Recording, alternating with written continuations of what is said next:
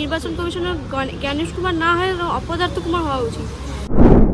আমরা নোটবন্দির জন্য লাইনে দাঁড়িয়েছি। বিজেপির কাজ শুধু লাইনেই দাঁড় করানো। বিজেপি তাদের অফিস থেকে একটা করে টার্গেট দিচ্ছে, 1 কোটি 1.5 কোটি 2 কোটি। হয়তো নামে কোনো মিসম্যাচ আছে, সেই জন্য ইলেকশন কমিশন থেকে হেয়ারিংয়ের নোটিশ পেয়েছেন। চূড়ান্ত হয়রানির শিকার কন্যগড় 16 নম্বর ওয়ার্ডে 262 নম্বর বুথের একাধিক মানুষ। তার কারণ এসআইআর যখন ফর্ম ফিল আপ করেছিল সব কিছু ঠিকঠাক থাকা সত্ত্বেও ডাক পড়েছে। তার কারণ হচ্ছে তারা নাকি ভুল করেছে কোনো জায়গায়, সেই কারণে এসআইআর শুনানিতে ডাক পড়েছে। এবং দেখতে পাচ্ছেন যে এইখানে যেইভাবে মানুষজনরা এসেছে, কারোর বয়স 70, কারোর বয়স 80, এরকম ধরনের মানুষজনকে ডেকে হয়রানি করা হচ্ছে, এমনটাই অভিযোগ। যিনি জ্ঞানেশ কুমার, যিনি নির্বাচন কমিশনার, তিনি জ্ঞানেশ কুমার না হয়ে তাকে অপদার্থ কুমার বলে আখ্যা দিচ্ছেন এখানকার যারা এসেছিলেন, যারা এসআইআর শুনানিতে এসেছিলেন তারা।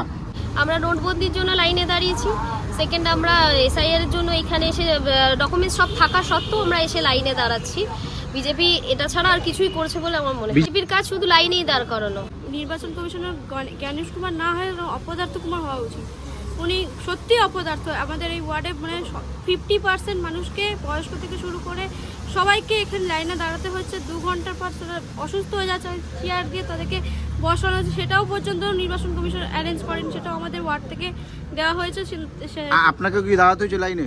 হ্যাঁ, আমার অবশ্যই দাঁড়াতে হয়েছে। আমার বাবা মার জন্য এসে দাঁড়াতে হয়েছে এবং আগামী 17 তারিখ আমারও হিয়ারিং আছে, সেখানে এসে আমাকেও দাঁড়াতে হবে। কি বলেছেন এই বিষয়ে স্থানীয় কাউন্সিলর, তৃণমূল কাউন্সিলর সুভাশিস চৌধুরী, আমরা শুনে নেব। বিশেষ করে বয়স্ক মানুষ, প্রতিবন্ধী মানুষ এবং বিছানায় শয্যাশায়ী মানুষকেও স্ট্রেচারে করে, অ্যাম্বুলেন্সে করে নিয়ে আসতে হচ্ছে।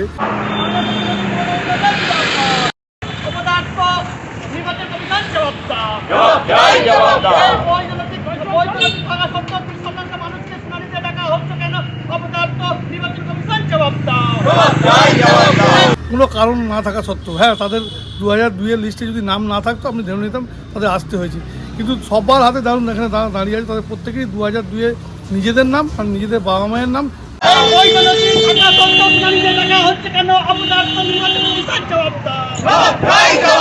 যে লিঙ্কেজগুলো চেয়েছিল নির্বাচন কমিশন, কিছু নথি সব আছে, তা সত্ত্বেও তাদেরকে ডেকে পাঠিয়েছে। এই শীতের এতে সকাল 11টার সময় এসেছে, এখন 2:30 বাজতে চলছে, 2 ঘন্টা 2.5 ঘন্টা করে এখানে দাঁড়াতে হচ্ছে।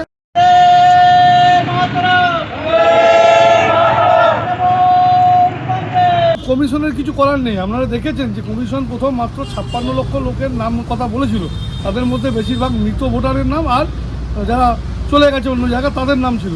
এই সংখ্যাটা রোজ বাড়ছে, মানে বিজেপি তাদের অফিস থেকে একটা করে টার্গেট দিচ্ছে, 1 কোটি 1.5 কোটি 2 কোটি, সেইটাকে মানে প্রমাণ করার জন্য নির্বাচন কমিশন সাধারণ মানুষকে এইভাবে হয়রানি করে যাচ্ছে। বিজেপি কেন চক্রান্ত করবে? এসআইআর তো বিজেপি করছে না, এসআইআর ইলেকশন কমিশন তরফ থেকে করা হচ্ছে। 2002-এ হয়েছিল, তারপরে 2025-এ স্টার্ট হয়েছে। তো আমাদের চক্রান্ত নেই। এই বিজেপি কেন চক্রান্ত করবে? আমাদের পরিবারের লোককেও তো 27 তারিখ ডেকেছে। পার্টির স্ট্যান্ড আমাদের ক্লিয়ার। যারা বৈধ ভোটার তাদের নাম বাদ যাবে না, কিন্তু অবৈধ ভোটার যারা আছেন, অনুপ্রবেশকারী, তাদের নাম বাদ দিতে হবে। 2002-এর সব নথি তাদের কাছে রয়েছে, প্রত্যেকটা ডকুমেন্টস তারা জমা দিয়েছে, তা সত্ত্বেও ওদেরকে এখানে ডাকা হচ্ছে। ওরা মানে হ্যারাসমেন্ট হয়ে তারা আমাদেরকে বলছে যে আমরা আর কি করতে পারি, আমরা কি করলে ওনারা মানে আর কি খুশি হবে। এইটার জন্যই আমাদের এই প্রতিবাদ। এসআইআর শুনানি চলছে কন্যগড়ে, এই ঘুরে দেখতে পাচ্ছেন এইখানে এসআইআর শুনানি চলছে, কিন্তু এই শুনানিতে যারা এসেছেন তাদের কারো বয়স 70, কারো বয়স 80, এবং যারা হাঁটতে পারে না তাদেরকেও লাইনে দাঁড় করিয়েছে। এইভাবে শুধু লাইনে দাঁড় করানো, বিজেপির কাজ হচ্ছে শুধু লাইনে দাঁড় করানো, এমনটাই বলছেন যারা শুনানিতে এসেছে। কন্যগড় থেকে প্রসেনজিৎ ধরের রিপোর্ট, হিন্দুস্তান টিভি।